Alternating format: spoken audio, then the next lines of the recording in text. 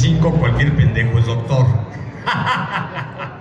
Pero bueno, estamos aquí para hablar de un libro que les están obsequiando, cuyo título es Sembrar las Armas. Y es nada más y nada menos que la biografía de Rubén Jaramillo. Y para mí, evidentemente, es un gran placer que de manera gratuita se distribuya y se reparta este libro, que se repartió en la Ciudad de México en 3 ocasiones antes de llegar a Morelos, y que no había llegado de manera gratuita, impresa gratuita y de distribución masiva a este estado, tomando en cuenta que evidentemente, me imagino que saben quién fue Rubén Jaramillo, ¿verdad? Y que en esta tierra era clásico, evidente, obvio que se distribuyera y que se regalara. Por lo tanto, cuando me informaron, la Brigada para la Libertad, que conjuntamente con el gobierno del estado estaban organizando esta feria de libro y que pretendían reeditar mi libro biográfico sobre Jaramillo, titulado Sembrar las Armas, dije, por supuesto que voy, y me encanta que se reimprima por 4ª o 5ª ocasión y que sea distribuido gratuitamente, ¿no? Como saben, Rubén Jaramillo, personaje maravilloso, emblemático. Soy estudioso de la mal llamada Guerra Sucia. Yo denomino que en México sucedió una guerra de baja intensidad. ¿Y por qué modifico la terminología entre guerra sucia y guerra de baja intensidad? Porque para mí el Estado mexicano, durante el siglo XX mexicano, durante la presidencia de los gobiernos priistas de 1946 a 1900, del sistema político mexicano. Y para mí, sin lugar a dudas, la primera voz que sale a protestar ante la injusticia, el agandalle, la impunidad y las chingaderas se llama Rubén Jaramillo. 1943, cuando es la primera ocasión que intentan asesinarle, Zacatepec, iba yo a decir incendio, no, ingenio, no incendio, el ingenio de Zacatepec, que se convierte en un proyecto maravillosamente utópico, donde los productores, agricultores y los obreros participaban en concordancia para una productividad en beneficio de todos, obreros y campesinos unidos. En México nunca se había imaginado proyecto productivo impulsado por Lázaro Cárdenas. Y el ingenio de Zacatepec se convierte en un ícono de la producción y la suma de voluntades, tanto de los obreros como de los trabajadores agrícolas o campesinos. En ese sentido, evidentemente, el siguiente gobernador, luego de que deja la presidencia de la República, Lázaro Cárdenas, y el gobernador de Morelos, Perdomo, ve evidentemente una posibilidad de agandalle y de chingarse al pueblo una vez más.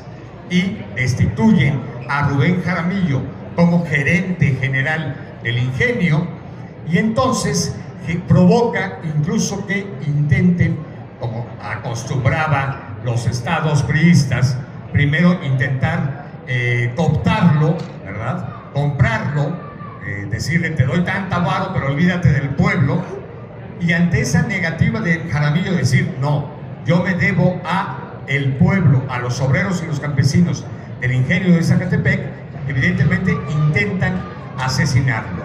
Y el primer atentado que sufre Rubén Jaramillo se da precisamente en el año de 1943. Aunque evidentemente, voy a hacer pausa dramática, que se me ha secado el hocico.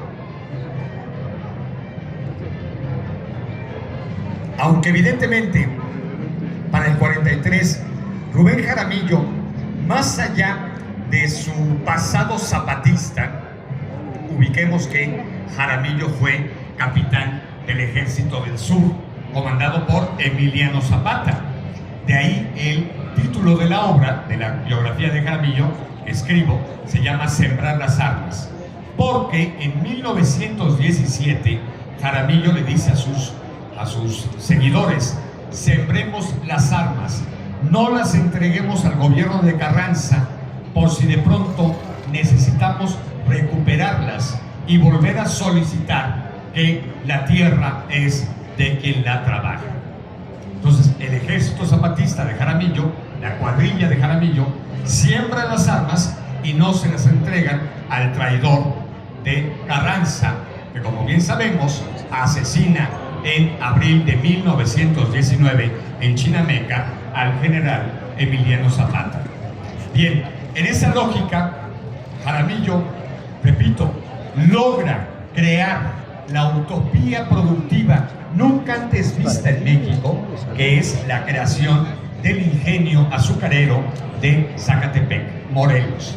Pero con el transcurso de los días, el vencimiento de los calendarios, llega la corrupción y sustituye a Jaramillo como el administrador de este ingenio, y al no poderlo comprar, atentan contra su vida en el año de 1943, y que es cuando tiene que optar por la clandestinidad, por defender su vida, y huye de su pueblo natal en Morelos para defender su existencia, y empieza a organizar una cuadrilla, llamémosle, de campesinos que intentan liberar al estado de Morelos de la opresión chantajista y corrupta del entonces gobernador Perdomo.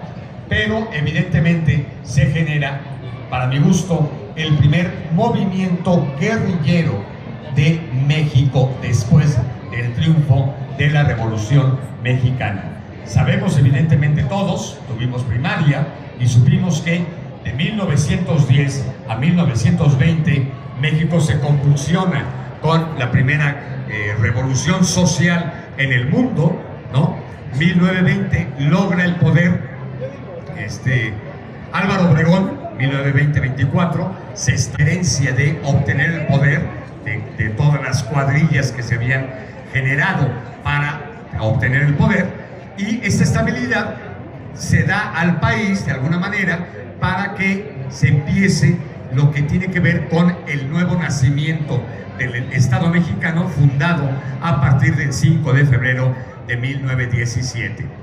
Pero evidentemente hay un intervalo que tiene que ver con la llamada Guerra Cristera, 1923-24 a 1928, pero para mi gusto, el primer gran movimiento revolucionario que viene a exigir al pueblo lo que es del pueblo es el movimiento de Rubén Jaramillo a partir de 1943.